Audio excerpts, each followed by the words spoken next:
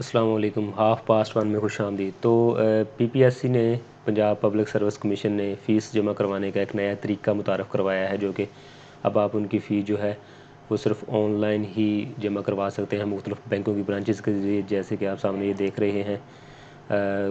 ATM के ज़रिए, mobile phone banking के ज़रिए, इंटरनेट बैंकिंग के ज़रिए या फिर ओवर द काउंटर।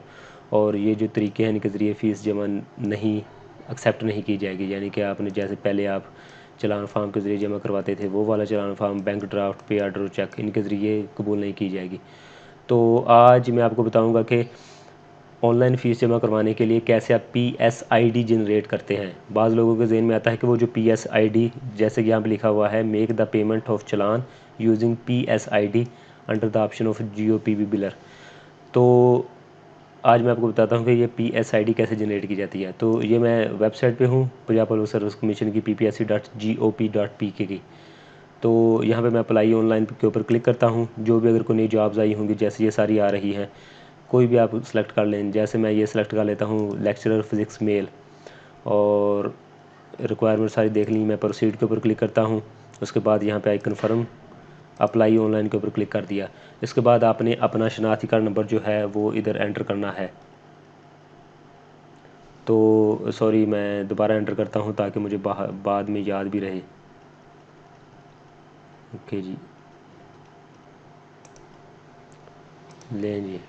अब मैं प्रोसीड के ऊपर क्लिक कर देता हूँ। तो अपना ईमेल एड्रेस करना है। मैं इधर just for the purpose of telling you that all these things I am writing these different, I mean fake kind of emails. तो यहाँ पे मैं कोई भी फ़ोन नंबर वगैरह लिख सकता हूँ। तो मैं प्रोसीड करता हूँ। वो मुझसे कहेंगे वेरीफाई करो, मैं वेरीफाई कर दिया। अब उसके बाद आपने मेन आ जाएगा, अपनी प्रिलिमिनरी इन्फॉर्मेशन जो है वो डालनी है। जेंडर जो है वो सिलेक्ट किया बिलफर्ज, और उसके बाद जो भी मेरा डेट ऑफ बर्थ है वो मैंने सेलेक्ट कर ली। Are you government employee? No. Do you claim to special person? No. ये आपके ऊपर है, आप अपने हिसाब से जो चीज़ें हैं वो कर सकते हैं। Vaccination status, fully vaccinated. तो आपने इधर अपना वो लिखना पड़ेगा आपको, जो भी आपका सर्टिफिकेट नंबर होगा वो लिखें और प्रोसीड के ऊपर क्लिक कर दें।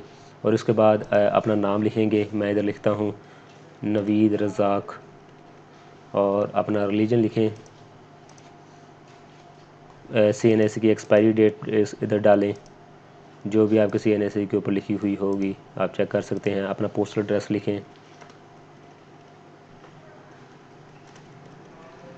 इसके बाद अपना फ़ोन नंबर कोई अलहदा देना चाहते हैं वो लिखें।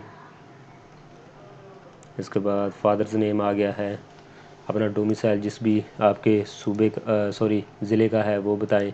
डोमिसाइल की इशू डेट बताएं कि वो कब इशू हुआ था, वो लिखें इधर। आपका मैरिटल स्टेटस, के आप सिंगल हैं या मैरिड हैं, वो लिख दें। इसके बाद कन्विक्टेड बाय कोर्ट मार्शल। उसके बाद have you working relative, no कर दिया मैंने, और यहाँ पे भी नो नो नो। उसके बाद ये PMC वगैरह के लिए है, फार्मेसी काउंसिल के लिए। इसके बाद नंबर ऑफ़ चांसेस अवेल, जो आपने चांसेस अगर अवेल की हों। और उसके बाद जिस जगह पे आप पेपर देना चाह रहे हैं, ये चीज़ें मैंने लिखी। आपने बड़े ध्यान से इन चीज़ों को पुर करना है, क्योंकि ये बाद में ये चीज़ें जो हैं वो बड़ी मुश्किल से। तो देख लें, ये आपके सामने आ गई है PSID डिटेल्स। तो मेरा नाम लिखा हुआ है, कैंडिडेट नेम नवीद रज़ाक, और PSID नंबर लिखा हुआ है। ये जो नंबर है ये आपको चाहिए होता है जब आपने इनकी फ़ीस ऑनलाइन जमा करवानी। यहाँ पे लिखा है अमाउंट, ड्यू डेट कितनी है, और एक्सपायरी डेट, मतलब ये 22/8 यानी कि 22 अगस्त को एक्सपायर होगी। जो भी आपकी मुतलका पोस्ट होगी उसके हिसाब से एक्सपायरी डेट लिखी होगी। और यहाँ पे ये चीज़ें लिखी आ रही हैं। अगर अब होगा ये कि जब आप इसको पे करेंगे किसी भी तरीके के थ्रू, मैं आपको वो तरीके भी बता दूंगा, मतलब इजी पैसा, जैज़ कैश वगैरह। तो उनके थ्रू जब आप पे करेंगे तो ये ऑटोमेटिकली ये ग्रीन हो जाएगा, और या आप यहाँ से नेक्स्ट के ऊपर, बिलफर्ज मैं अभी नेक्स्ट के ऊपर क्लिक करता हूँ तो नेक्स्ट के ऊपर नहीं जाएगा, क्योंकि आपको पहले फ़ी पे करनी होगी। तो और दूसरा तरीका ये है कि आप सिंपल यहाँ पे जाके इसके ऊपर क्लिक करके आप अपनी जो भी है मेन PSID नंबर वगैरह उसको आप easily as a PDF save कर सकते हैं, ताकि इन फॉर्मत लेटर पर्पसेस आप उसको इस्तेमाल कर सकें। तो ये तो था मेरा आज का आपको आइडिया दिया कि कैसे PSID जनरेट की जाती है। अब मैं आइंदा नेक्स्ट में अपने वीडियोस में आपको बताऊंगा। 3-4 बैंक्स के थ्रू बता दूंगा कि उनमें कैसे कैसे आप इनको पेमेंट कर सकते हैं। जैसे जैज़ कैश आजकल हर किसी के पास होती है, या इजी पैसा, तो उनके थ्रू कैसे हो सकती है। और एक दो मज़ीद मिज़ान बैंक या इस तरह के कई एक दो बैंक्स के मतलब आपको बता दूंगा। मुझे दीजिए इजाज़त। अल्लाह हाफ़िज़।